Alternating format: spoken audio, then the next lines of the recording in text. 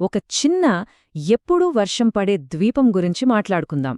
కాని అదే ద్వీపం చరిత్రలోనే అతి పెద్ద సామ్రాజ్యాన్ని నిర్మించింది. అసలు ఇది ఎలా సాధ్యమైంది? ఈ కథలో మనం ఈ అసాధారణ ప్రయాణానికి పునాదులు వేసిన బ్రిటిష్ సామ్రాజ్యం ఎలా మొదలైందో చూద్దాం. ఒక్కసారి ఊహించుకోండి, ప్రపంచ జనాభాలో ప్రతి నలుగురిలో ఒకరు బ్రిటిష్ పాలనలో ఉన్నారన్నమాట. భూమిమీద పావు వంతు బ్రిటిష్ జెండా కింద ఉంది. ఇది కేవలం ఒక రాజ్యం కాదండి, ఇది యావత్ ప్రపంచాన్నే మార్చేసిన ఒక మహాశక్తి. మరి ఇంత పెద్ద సామ్రాజ్యాన్ని ఎలా కట్టగలిగారు? ఈ అద్భుతమైన ఎదుగుదల వెనుకున్న అసలు కారణాలేంటో తెలుసుకోవాలంటే మనం కథ మొదట్నుంచి చూడాలి. సరే, ఈ కథను మనం ఓ 5 ముఖ్యమైన భాగాలుగా విడగొట్టి చూద్దాం. మొదట అసలొక దేశంగా వాళ్లు ఎలా ఒక్కటయ్యారు, ఆ తర్వాత వాళ్ల ఆశలు సముద్రాలు దాటి ఎలా వెళ్లాయి, కొత్త ప్రపంచంలో మొదటి కాలనీలు ఎలా పెట్టారు, చివరికి వాళ్లు ప్రపంచంలోనే ఒక సూపర్ పవర్గా ఎలా ఎదిగారో చూద్దాం. ఏ పెద్ద భవనానికైనా బలమైన పునాది అవసరం కదా. బ్రిటిష్ సామ్రాజ్యానికి కూడా ఆ పునాది వాళ్ల సొంత గడ్డమీదే పడింది. అవును, దేశమొక్కటిగా లేకపోతే బయట ప్రపంచాన్ని ఎలా గెలుస్తారు?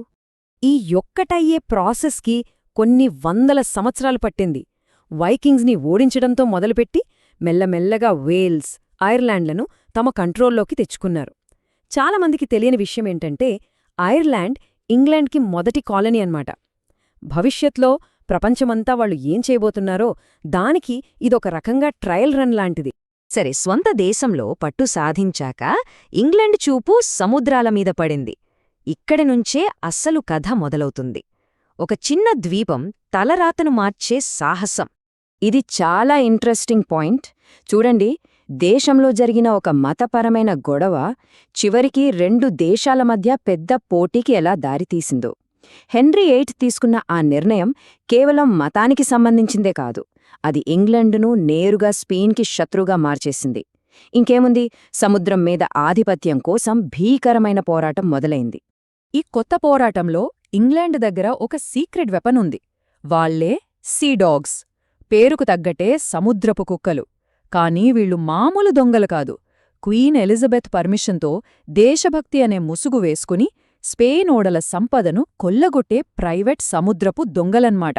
వీళ్ల ఎఫెక్ట్ మామూలుగా లేదు. ఒకవైపు స్పెయిన్ నుంచి అపారమైన సంపదను దోచుకొచ్చారు, మరోవైపు ఇంగ్లీష్ బానిస వ్యాపారానికి వీళ్లే పునాది వేశారు. ఫ్రాన్సిస్ డ్రేక్ నాయకత్వంలో ఏకంగా ప్రపంచాన్నే చుట్టివచ్చారు.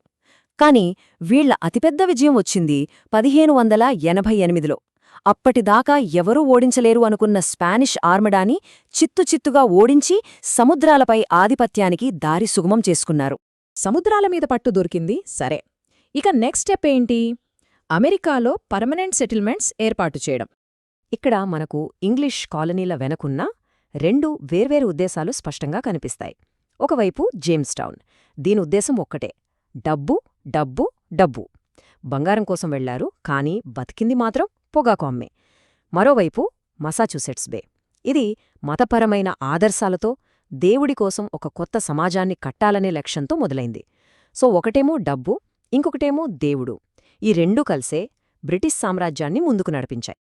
డబ్బు సంపాదించాలనే ఆశ అమెరికాతో ఆగిపోలేదు. కరేబియన్లో అయితే చక్కెర బంగారంలా మారింది. కాని ఆ తీపి వెనుక అక్కడి స్థానిక ప్రజల ఊచకోత, బానిసల కష్టం దాగి ఉంది.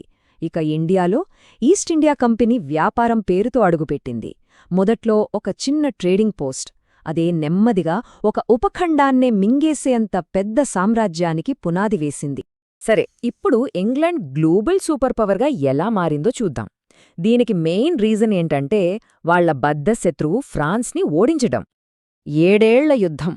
చాలామంది దీన్నే ఫస్ట్ వరల్డ్ వార్ అంటారు. ఎందుకంటే ఇది యూరప్లో మొదలైనా సరే దీని ప్రభావం ఉత్తర అమెరికా అడవుల నుంచి ఇండియాలోని మైదానాల దాకా పాకింది. ఇది 2 సామ్రాజ్యాల మధ్య ఫైనల్ మ్యాచ్ లాంటిది. గెలిచిన వాళ్లే ప్రపంచాన్ని ఏల్తారు. ఈ చార్ట్ చూస్తే రిజల్ట్ ఏంటో క్లియర్గా అర్థమైపోతోంది. బ్రిటన్కి కెనడా, ఫ్లారిడా దక్కాయి. ఇండియాలో కూడా వాళ్ల పట్టు ఇంకా బలపడింది. మరోవైపు ఫ్రాన్స్ తన ఉత్తర అమెరికా, ఇండియాలో ఉన్న కాలనీలన్నిటినీ కోల్పోయింది. ఇది బ్రిటిష్ సామ్రాజ్యానికి ఒక టర్నింగ్ పాయింట్ లాంటి విజయం. కాని ఈ గెలుపు ఊరికే రాలేదు. దీనికి భారీ మూల్యం చెల్లించారు. యుద్ధం అయ్యేసరికి బ్రిటన్ ఏకంగా 133 మిలియన్ పౌండ్ల అప్పులో కూరుకుపోయింది. ఆ రోజుల్లో అదొక ఊహకందని మొత్తం. ఈ అప్పుల భారమే అనుకోకుండా సామ్రాజ్యం కథని మరో మలుపు తిప్పింది. ఆ అప్పులు తీర్చడానికి బ్రిటన్ వాళ్ల అమెరికన్ కాలనీల మీద పడింది. కొత్త కొత్త పన్నులు వేసింది.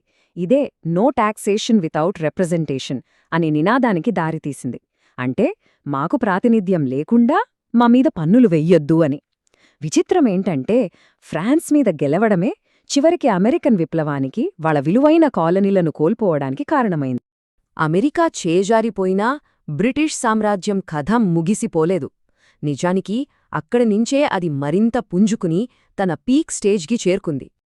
అమెరికాను కోల్పోవటం పెద్ద దెబ్బే, కాని ఆ దెబ్బనుంచి కోలుకుని బ్రిటిష్ సామ్రాజ్యం కొత్త ప్రాంతాలవైపు చూసింది. కెప్టెన్ జేమ్స్ కుక్ ప్రయాణాలు వాళ్ల చేతిలో ఏకంగా ఆస్ట్రేలియా అనే కొత్త ఖండాన్నే పెట్టాయి. పోయిన అమెరికన్ కాలనీల ప్లేస్లో ఇదొక కొత్త అవకాశంలా కనిపించింది. ఈ టేబుల్ చూస్తే ఈ సామ్రాజ్యం ఎంత పెద్దదో, ఎంత వైవిధ్యంగా ఉందో మనకు అర్థమవుతుంది. చూడండి, కెనడా ఏమో వాళ్లకొక స్ట్రాటజిక్ యాసెట్, కెరిబియన్ ఏమో ఒక షుగర్ ఫ్యాక్టరీ, ఇండియా ఏమో అంతులేని ఆదాయాన్నిచ్చే ఘని, ఇక ఆస్ట్రేలియా ఖైదీలని పంపించడానికి ఒక కొత్త చోటు. ఇలా ప్రతి ప్రాంతం ఆ సామ్రాజ్యమనే పెద్ద యంత్రంలో ఒక్కో ముఖ్యమైన భాగాన్ని పోషించింది. ఈ ఫేమస్ కోట్ బ్రిటిష్ సామ్రాజ్యం ఎంత గొప్పదో పర్ఫెక్ట్గా చెప్తుంది. దీనర్థమేంటంటే ప్రపంచంలో ఎక్కడో ఒక చోట ఏదో ఒక టైంలో బ్రిటిష్ జెండా మీద సూర్యుడు ప్రకాశిస్తూనే ఉండేవాడన్మాట. అందుకే దీన్ని సూర్యుడు అస్తమించని సామ్రాజ్యం అంటారు. కాని ఈ అద్భుతమైన ఎదుగుదల, ఈ మ్యాపులు, ఈ జెండాల వెనుక ఒక లోతైన ప్రశ్న మిగిలే ఉంది. ఒక దేశం ఇంత పెద్ద సామ్రాజ్యాన్ని కట్టినప్పుడు ఆ కీర్తి, ఆ సంపద వెనుక అసలు మూల్యం చెల్లించిందెవరు? ఈ కథలో గెలిచిన వాళ్ళెవరు, నష్టపోయిన వాళ్ళెవరు? ఇది మనం ఆలోచించాల్సిన విషయం.